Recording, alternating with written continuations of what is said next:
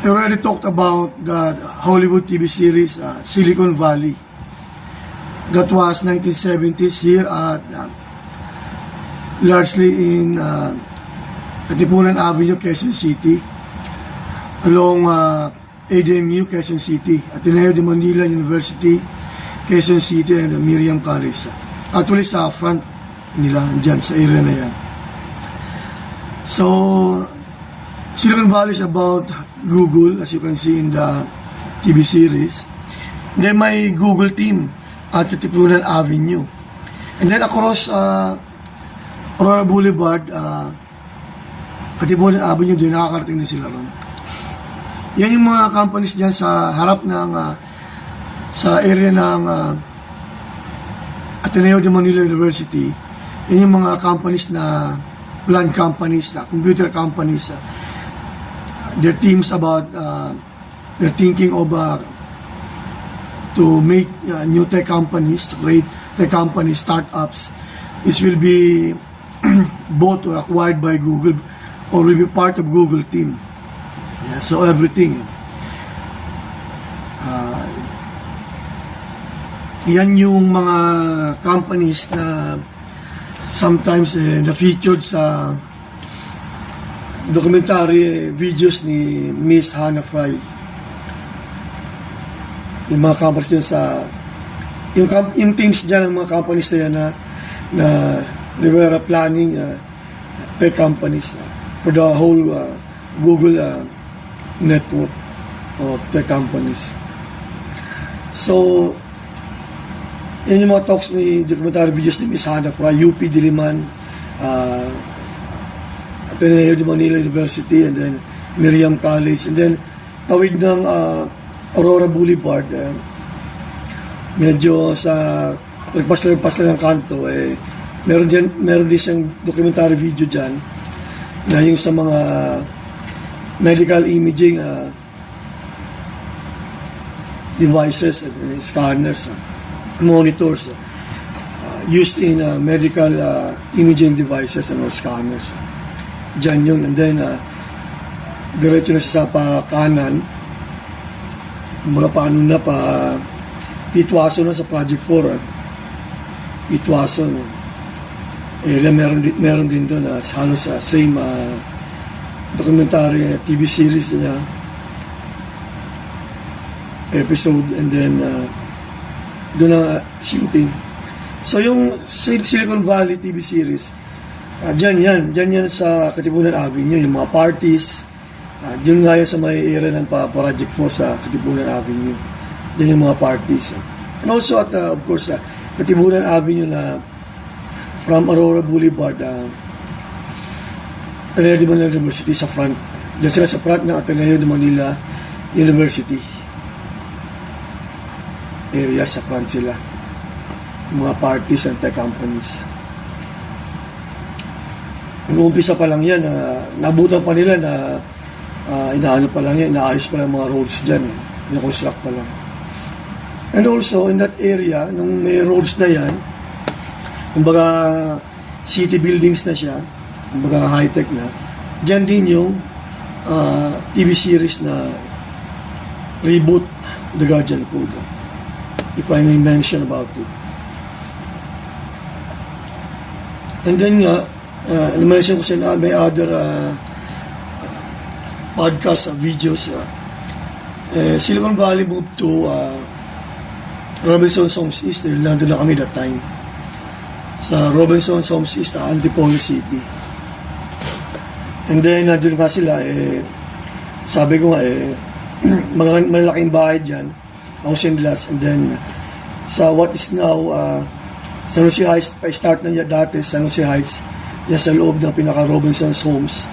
Gusto nila doon magkaroon ng mag-shooting or huge block sa kanila. Mga plano namin for shooting ng Silicon Valley TV series, and office na rin nila, facilities. So yan yung Silicon Valley team.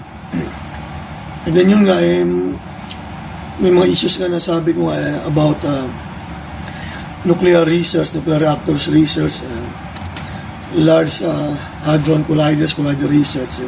medyo nasama dyan kaya nagkaroon ng controversies. Pero mga sandali lang, kumbaga mga isang linggo lang dahil wala namang makita ano sila, ang mga nag-i-inquire na they were experts in nuclear research and collider research. And pumupunta dyan ng mga scientist types nga. Kasi mga NASA scientists, mga nuclear scientists nga, collider research scientists, for their expertise in software making and interface ng software sa mga devices nga, sa hardware used in their plants, in their research facilities ng mga scientists na yun. So, ini-inquire. Pero, ang iba siyempre, hindi ka agad hindi man marunong. Bago lang, mga software lang. Largely, ang pinaka-product dyan, controversy dyan, o popular, sa Silicon Valley, popular, kapag made them popular, ay yung breakthrough data compression algorithms nga na nirelease ng Silicon Valley TV series team sa mga news nila, media and press releases nila. And then sabi ko, urged by the Big Bang Theory team. They were also being urged by the Big Bang Theory team to release their research, their results in software and hardware. Kaya nga, pinaka-natatanda ko dyan, pinafocus ko na lang sila sa video coding, video programming. Yan yung DVD format. With video coding programming sa computer monitors and TV screens. Kung anong kalalabasan sa TVs, television, monitors, screens, computer monitors, computer screens, para mas maganda. They were trying to make the JPEG standard, the image format JPEG and the DVD para maganda, sabi ko, sa ang kalalabasan sa TV, television screens and computer monitors, computer screens. Yun yung video programming. And then may hardware part na yan, siyempre. Yung hardware monitor and then computer monitor and TVs, gawa rin nila. So, gawa nila. Standardized na with me ang DVD format and JPEG format.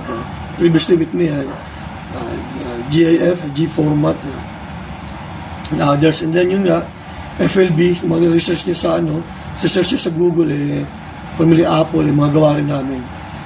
But previously, gawa pa namin ang maybe with other groups, BCD format and SBCD format. Umpisa na yun ang MPEG, video formats and MP4. Gawa rin ng gawa rin ng Silicon Valley TV series din, kumbaga standardized by them too with me, finalized. Yung MPEG-4, MP4 video format and DVD format. Pero previously, nagawa ko na ang DVD. Inayos namin. Saka JPEG. So yan yung popularity ng Silicon Valley TV series team. TV series sa media nga, in Hollywood media.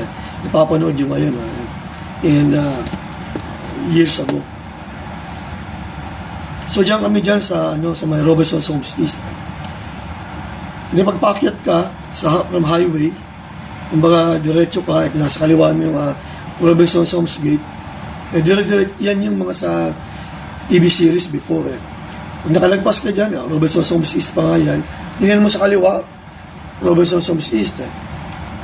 And then, parang kumbaga open pa yan before, dire-diretso ka kaliwa, kung titingnan mo, yung inapaw ngayon, yan mga ang ganda rin, parang rin yan maganda pa. Kunti pa lang yung mga buildings, houses. Malaki na siyang field, and then nag-umpisa na rin isa yan sa mga shooting dyan Silicon Valley TV series in Hollywood.